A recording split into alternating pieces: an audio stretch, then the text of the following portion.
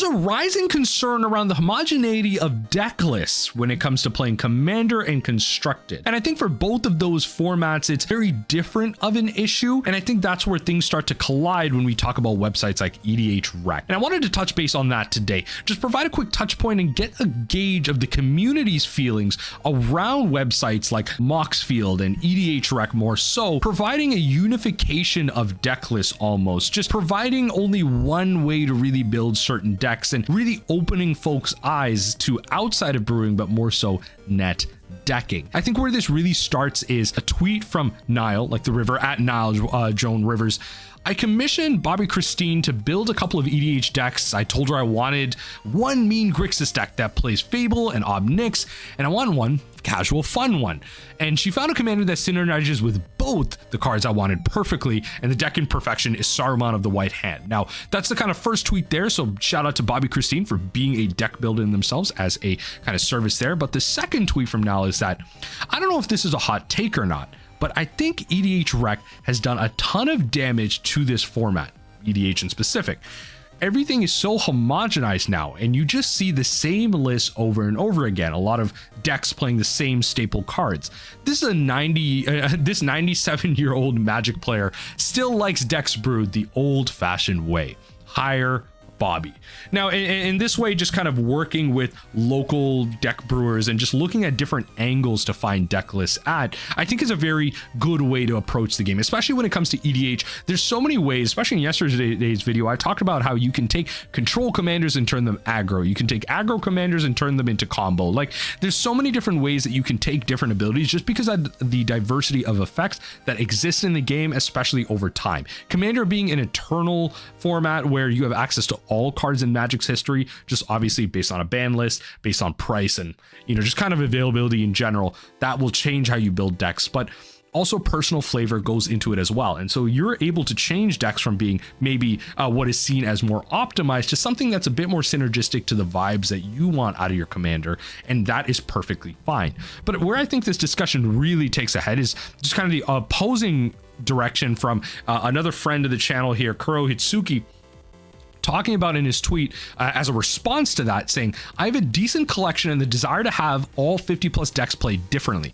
EDHRec is constantly open on my computer as it helps find tech both old and new. I believe that it's a great site for helping narrow things down in a format where every card available, and thanks to it, my decks are more easily able to be incredibly synergistic, which is directly in line with how I like to build commander decks based around the commander.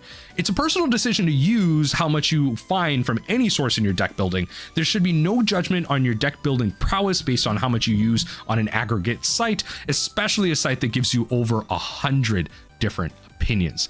I think this opinion is fair as well. I think it is, I do agree with kind of both in certain ways, where Nile does say that, it is creating a bit of a homogeneity. What it does is it put eyes on certain cards. You're going to be putting up lists up there, and the type of players to share a list is going to be someone that is more enfranchised in the format. The casual that has evolved past liking their list, has played it a bunch of times, and wants to put it on a place where it can be publicly viewed and shared and taken as aggregate data. That is someone who is above the average casual player and probably has a bit more enfranchised knowledge on the game. So they want to be playing slightly more optimized lists or slightly more synergistic lists. So you're going to see a lot more high play cards in there. That makes sense. So now when you see these cards on there, the casual is going to go on there and see that, oh, look at these high synergy cards on here.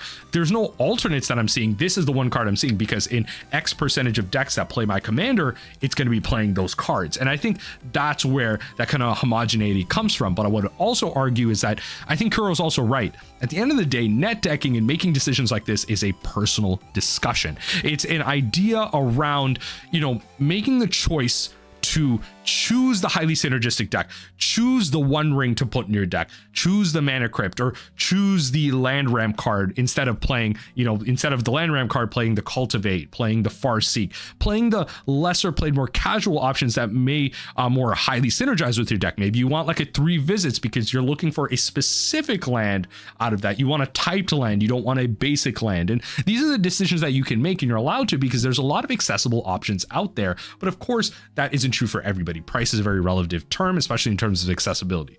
But I think EDHRec opens your eyes to the different options out there. And I think many Magic the Gathering players know that, especially now, there are a lot of alternate options to cards. If you see an effect, generally speaking, you can take it to something like Scryfall, put the effect into the search engine, and generally find something that does something very similar and might be more synergistic for you. You might be playing a Slivers deck, and you may not want to play a card like Farseek because there may be a more a Sliver synergistic card or a Shapeshifter card that can maybe grab you a card and would be more synergistic with some of the other options that you have in your deck. And so this whole idea around homogeneity, I think, is really an interesting one, especially when you bring it to constructed.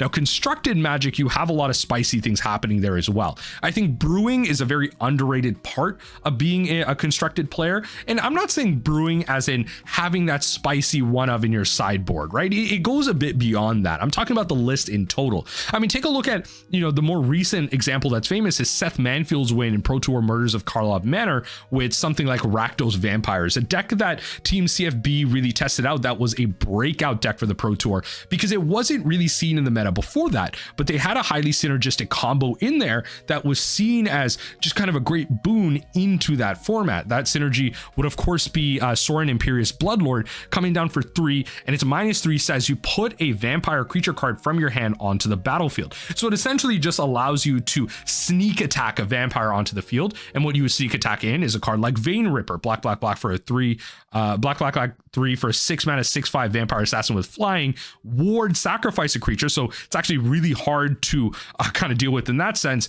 And then whenever a creature dies, target opponent loses 2 life and you gain 2 life. So there's a lot of value here. It has the evasion in the sense that it's flying, it has the synergy because it's a vampire. The ward is actually really powerful in a mono black deck that it's looking to have some removal with the playset of Fatal Pushes, Thoughtseize to remove some creatures. Like Vein Ripper becomes a really hard threat to deal with, and especially if you're playing that removal, that active ability of whenever a creature dies, target opponent loses 2 life and you gain 2 life, that helps you against the aggressive nature that your opponent might be throwing at you. So again, a lot of synergy coming out of the vampire deck to win the Pro Tour, a deck that was not seen before but tested, tried and true in multiple placings throughout that tournament. Ultimately Seth Manfield out of Team CFB to come out on top with that list shows you that brewing still exists in constructed environments, like especially in Eternal formats or older formats, Modern Legacy, where you have decks that can really push the boundaries and come out on top in tournaments. Merfolk can still put up that top list, Mono Black Rack can still put up that top list, things can surprise you. In Legacy, it's a little less clear cut. You kind of are a Force of Will deck or you're not a Force of Will deck. So, the level of brewing and kind of net decking there can be a little bit divisive. But another deck that I want to bring attention to is kind of other spicy lists. Like, we find that out of an article in Magic.gg, the spiciest decks of Pro Tour Magic Thunder Junction. I want to talk about a deck by Canadian regional champion Ulysses Gagnon Paradis. I hope I'm pronouncing that correctly. A fellow Quebecer. They're on a list around Shadow of Mortality.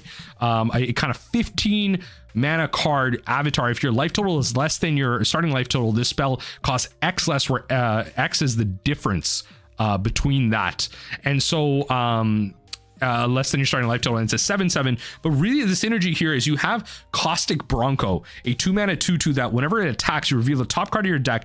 If it's not saddled, you take the damage of that card, but if it is saddled, your opponent takes it. So you take a card like Insatiable Avarice, and you or Avarice, or however all those pronunciation demons in my comment section these days want to say it. You play Insatiable Avarice and you put the Shadow of Mortality on top of your deck. You swing in with the Caustic and you essentially deal 15 damage to your opponent in one swing. If the Caustic isn't blocked, it's 17. That's pretty much near lethal. And heck, if you have another Insatiable Avarice, it does 3 damage on its other mode as well. So there's a lot of synergy with this deck. It's really cool in terms of the other things that it does. So there's a lot of room for being spicy and doing well in constructed environments. An environment where it's generally seen that net decking is the way to go. You want to succeed with the best decks out there, the best list, people that are performing, placing top 8, top 16 in the modern challenges for the modern format, and just like all these other tournaments. It's very important to be playing the best list to succeed. But in EDH, a more casual environment where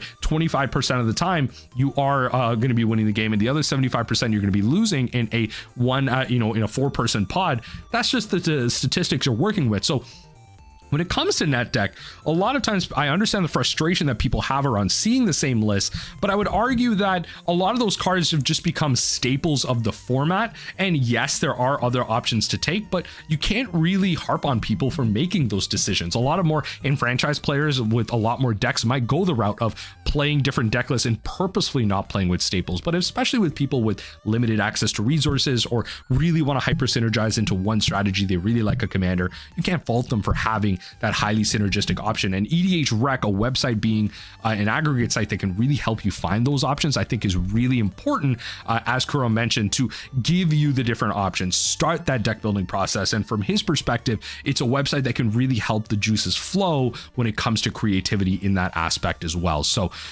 no judgment on people, as he mentioned, that can, use options such as building around aggregated sites, but ultimately it is a choice, and I think both sides are kind of correct in that option. But don't be afraid to net deck and don't be afraid to brew. There's still room to brew, especially in EDH where you have so many options in a singleton format, where honestly buying a $200 card sometimes doesn't matter because it's 1 out of 99. If it's not a win condition, if it's something like a mana crypt, sometimes it doesn't really make the difference unless the rest of your deck is built around the mana crypt, where you have other mana rocks, you have other high power cards that you need to cheat out immediately, play out immediately. And that way the mana rock isn't really going to matter. So that's kind of that self-policing aspect of EDH in there. But of course, if you synergize around it, as I mentioned, that mana rock can matter a lot more. So again, a lot of these options that you have are available to you, and it is your choice to make the decision to become a homogenized EDH player off of EDHRec, or it is your decision to then, be the better person and maybe brew a little bit to provide some diversity in your EDH pod. But let me know what you think in the comment section down below. This is a quick video I wanted to make, just kind of talking about various points about deck building. I think it's a really interesting discussion. I think a lot of folks have their own problems with EDHRec. I personally use it a lot as well. As someone who plays Commander and isn't necessarily like actively enfranchised in it, it's a really helpful starting point and a push off point, especially with sites like Moxfield, to just gain ideas and just learn where to go. As someone who may not have the full breadth of knowledge of the EDH card pool, more so maybe the modern and pauper card pool, but again, it's really helpful as a tool for someone like me. Let me know what you think about the 60 frames per second. By the way, if you're this far in the video, let me know in the comment section down below what you feel about, like,